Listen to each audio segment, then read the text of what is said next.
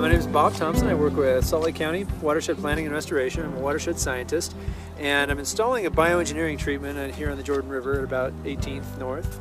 This site has a very long history of different management practices.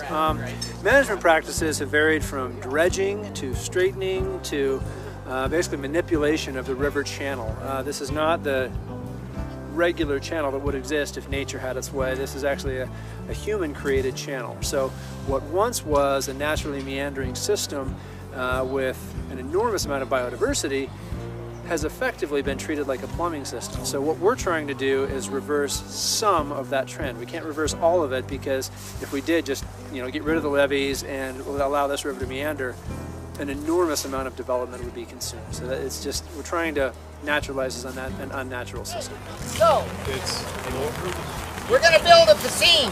Just lay those down. A piscine is a bundle of willows that sort of looks like a cigar. And it's a toad treatment.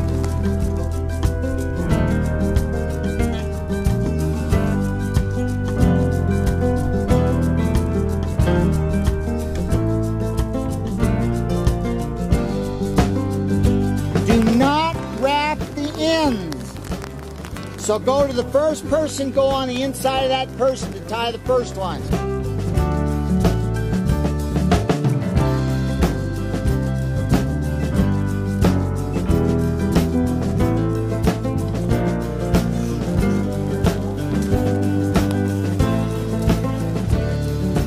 Now vertical.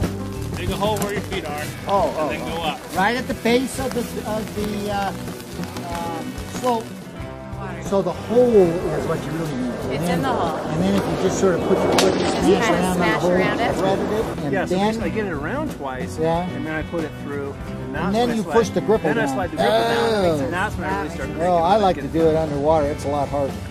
And then you go 6 inches into the bed, and then put that bundle in there. So you got a hole there? Okay.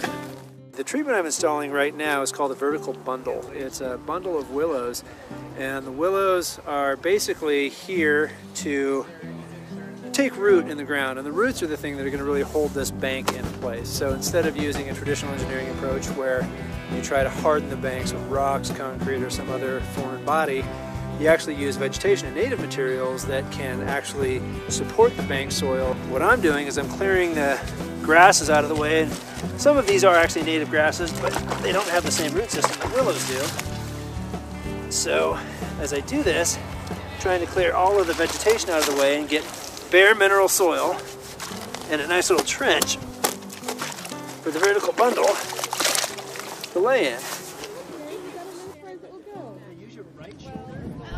And where are most of the roots going to come out first? Where do you get the oxygen? Right above the water. Right above the water. Then that 6-inch layer that's right above the water, that's aerated and not saturated. So wherever it's not touching, you have to do a little bit more trimming. Excellent. So then when you're done, you need to use the buckets and put water on it. So what you're seeing is as far as you're going to go. So now we're going to release it, and that, remember I said that just locks the ratchet out, and then you can pull it back out again. No, it's actually patented. It's and you can go on to gripple.com, and it comes with various sizes to fit the size of the cable.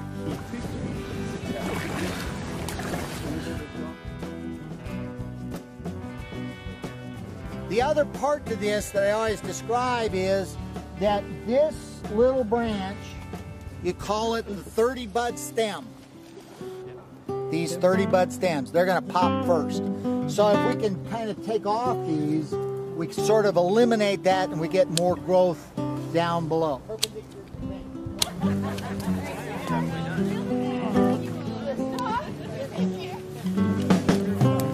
A lot of people don't realize rivers have two functions, not just to convey water, but to convey sediment. And almost everybody forgets about the sediment part. Bioengineering deals with both, whereas traditional engineering deals with the water. So it's just a more comprehensive solution. It doesn't work in all cases, but it's extremely versatile.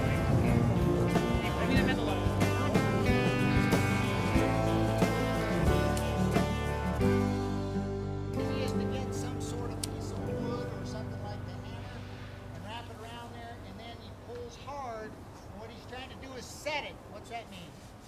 Open it up. Turn it.